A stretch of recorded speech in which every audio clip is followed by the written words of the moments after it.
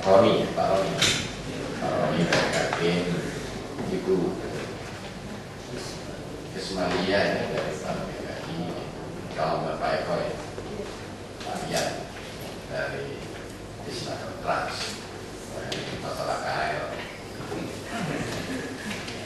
Baik, kita mulai saja ya, rilis kita ya. Seperti biasa hari ini kita rilis pertama tentang inflasi, kemudian kedua ekspor impor ya, kemudian yang ketiga pariwisata, kemudian yang terakhir industri ya, ada produksi ini maksudnya. Dan kalau kita lihat laju inflasi Januari sampai April itu 1,78%. Inflasinya nasional 1,39%. Kemudian laju inflasi year on year selama 12 bulan belakang 7,6%, ya. Sedangkan nasional 7,25%. Di sini terlihat bahwa DKI sudah semenjak awal tahun itu memang inflasinya selalu lebih tinggi dibanding nasional. Saya apresiasi sekali sama Pak Gubernur ya. Pak Gubernur itu mendatangi Lampung ya, mendatangi NTT dalam rangka menjaga ketahanan pangan. Bisa apresiasi sekali. Karena apa? Inflasinya sudah indikasinya tinggi sekali dibanding nasional. Ini saya terima juga. Kita perhatikan ya, ini apresiasi sekali. Sejak Januari inflasi kita masih lebih tinggi dibanding nasional. Ya. Bahkan pada bulan April ini nasional deflasi, kita masih inflasi. Lanjutnya, ini adalah kalau kita bandingkan dengan nilai lainnya. Kan makin banyak orang deflasi, makin banyak provinsi deflasi. Pada bulan Maret ini ada perbaikan kinerja ekspor, ya. Ada peningkatan 2,77%.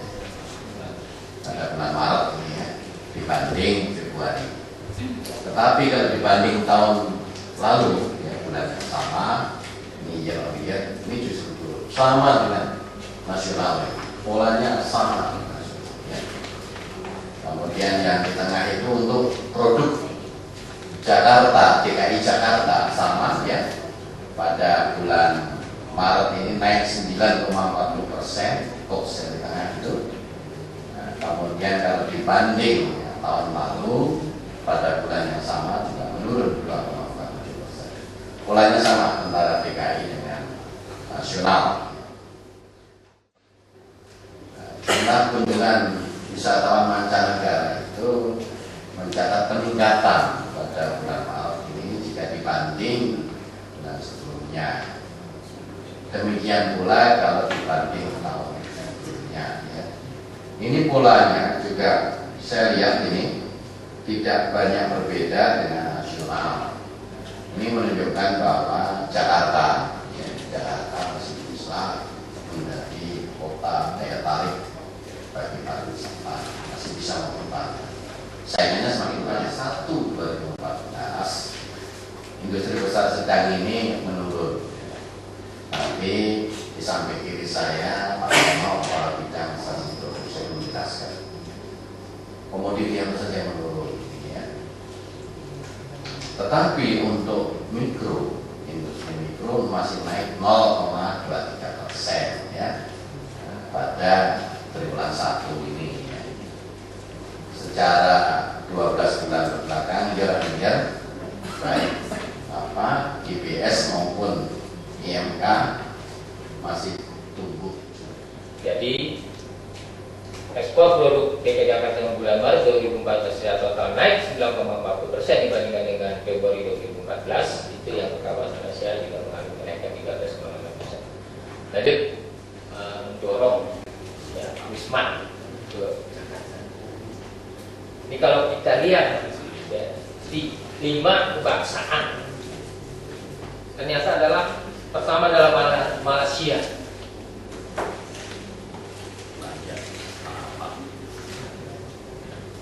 Kebanyakan orang Malaysia ininya tujuannya Pak itu ya. Ini cerminnya memang dominan bisnis. Ya. dengan bisnis kita. Itu 15,20%. Ya. Dari total wisma yang tadi sebesar 204. Ya. Itu dia 15,20%. Assalamualaikum warahmatullahi wabarakatuh. Waalaikumsalam. Selamat siang, salam sejahtera buat kita semua. Bagaimana dengan pertumbuhan produksi industri manufaktur DKI Jakarta triwulan 1 2014? Ya. Nah, kalau kita bandingkan dengan triwulan 4 2013, memang mengalami penurunan minus 0,34%. Tapi ini penurunan ini merupakan pola ya.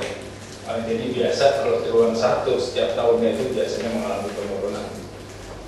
Nanti kita bisa lihat. Jadi yang paling tinggi yang menyebabkan pertumbuhan produksi manufaktur besar sedang triwulan 1 terhadap triwulan 1 2013 yaitu alat angkutan lain, ya, 11,85%. Nah, ternyata di kelompok ini alat angkutan lainnya ini termasuk motor, ya. Motor termasuk alat angkutan lainnya, ya. Salah satu sampel surveinya itu Yamaha. Ya. Kemudian yang kedua adalah kendaraan bermotor, trail dan semi-trail. Ini adalah yang kendaraan bermotor roda 4. Ya. Ini termasuk di jenis kendaraan bermotor, trail dan semi-trail. Kemudian yang mengalami penurunan adalah pengolahan lainnya dan kertas dan barang dari kertas.